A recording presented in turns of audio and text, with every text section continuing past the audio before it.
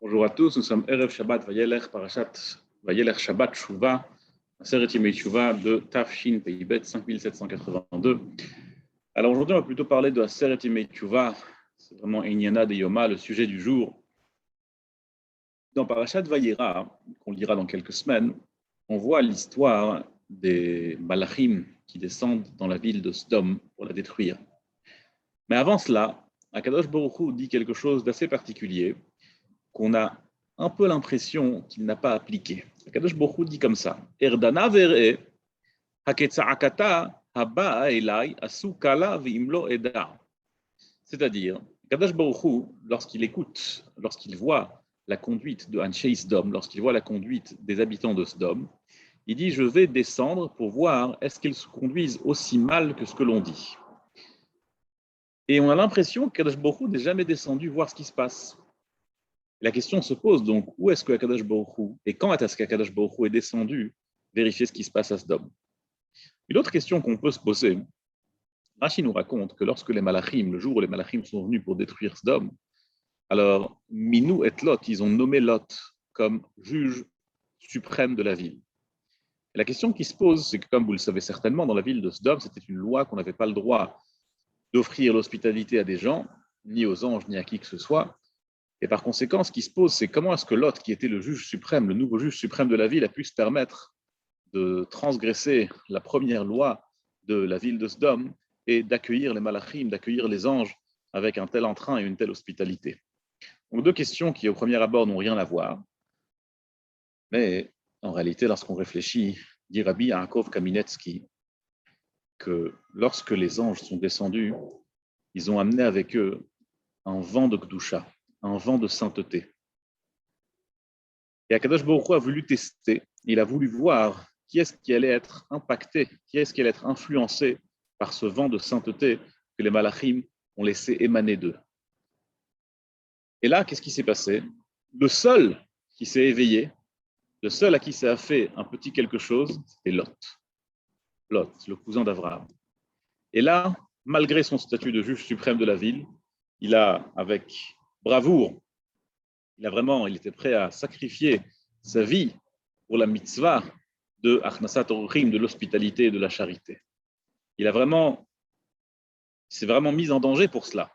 Et tout ça grâce à quoi? À la sainteté que les malachim ont laissé émaner d'eux lorsqu'ils sont descendus. Et ça, c'était le test d'Akadosh Baruch Hu. C'est ça qu'Akadosh Baruch Hu a voulu vérifier. Et Irdana ver'e, je descendrai pour voir, est-ce que les gens de Sdom sont aussi mauvais que ça a l'air, aussi mauvais que ce qu'on a l'impression. Et qu'est-ce qu'il a vu? Il a vu que le seul qui s'est réveillé, c'était qui? C'était Lot. Mais tout le reste, ils étaient complètement endormis. Tout le Ruach Kedusha, tout le vent de sainteté que les malachim ont amené avec eux, ça n'a en rien influencé les gens qui étaient là-bas à Sdom, à part Lot.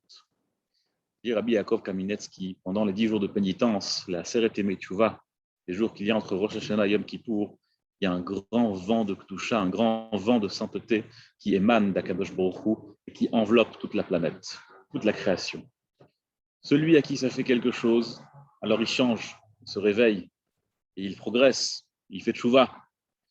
Mais malheureusement, il y a les Anshei Sdom, il y a les gens de Sdom qui restent complètement endormis, à qui ça ne fait rien le Ruach Kedusha. Alors c'est le moment de ne pas être comme Anshei Sdom, de ressembler un petit peu à Lot, et de faire ce qu'il faut, et de se laisser emporter par ce vent de Kedusha pour faire tchouva et pour pouvoir progresser. Comment est-ce qu'on fait tchouva? Alors tout d'abord, il y a l'aspect technique, parce que le Rambam, il écrit dans l'Ichot Tchouva, en Perek Bet Alachabet, ça il faut le répéter, parce que c'est vraiment les bases. La tchouva, elle est composée de 3 étapes. Ça s'appelle Charata, regretter, Kabbalah Le'atid, prendre sur nous au futur, de ne plus fauter, de changer, et Vidouille, d'avouer nos fautes. Alors quand on dit de Kabbalah Le'atid de ne plus fauter, évidemment, tout le monde sait que quand on prend sur nous de ne plus fauter, c'est pas qu'on va plus jamais fauter, malheureusement. On sait très bien qu'on va fauter. Mais il faut commencer par quelque chose. Il faut prendre sur nous un petit quelque chose, vraiment un tout petit quelque chose, et être sûr de pouvoir l'accomplir durant toute l'année. Et ça, c'est une tchouva shleima, c'est une tchouva complète. On sait que malheureusement, on ne peut pas changer d'un jour à l'autre et devenir un tzaddik gamour, devenir un juste complet. Mais on peut commencer à aller dans le droit chemin, on peut commencer à progresser, on peut commencer un petit peu à faire tchouva. Prendre sur soi juste une seule bonne Kabbalah, prendre sur soi juste une seule chose positive où on va progresser, ça c'est le chemin de la tchouva. C'est tout, pas plus. Chacun y connaît son chemin, chacun y connaît les choses dans lesquelles il doit se réparer. Et comme dit le Navi dans Yirmiyahu, Ainei Hashem pekuchot al kol darkei bnei Adam. On ne peut pas faire tchouva sur une faute où on n'est pas trop lié avec cette faute. Par exemple, si quelqu'un il est commerçant, alors il doit pas faire tchouva par exemple sur un abattage rituel qui n'a pas été fait bien comme il faut. Si quelqu'un il est shochet, lui il abat les bêtes, alors il ne peut pas faire tchouva sur des commerces qu'il a fait de manière malhonnête. Chacun doit faire tchouva sur ses propres fautes. Chacun connaît ses propres fautes. Le Navi, il dit « Al-Kol darkei bnei Adam », chacun dans son chemin. Il faut commencer juste par une petite chose. Je vais juste vous raconter une petite histoire. Il y avait une fois deux grands rabbanim, dont un avec qui j'ai un certain lien à Yerushalayim, qui avant Kippour, ils ont pris sur eux quelque chose. Et ils ont pris sur eux beaucoup de choses. Ils ont pris à partir de maintenant d'étudier X heures par jour et de faire telle et telle, d'arriver à telle et telle heure pour la tfila et de faire telle et telle bonne chose, etc., etc. Ils ont pris sur eux plein de choses. Ils sont arrivés le lendemain de Yom Kippour chez Rav Yechezkel Levinstein, qui était le mashgiach de Ponevitch. Et il leur a demandé, qu'est-ce que vous avez pris sur vous pendant Yom Kippour? Ils lui ont dit, on a pris sur nous de faire ça et ça et ça et ça et ça. Laissez tomber. Tout ce que vous avez pris sur vous, laissez tomber. Juste dites-moi de toute la liste, la plus petite chose que vous avez pris sur vous, la plus petite, la plus simple à accomplir, la plus facile à faire.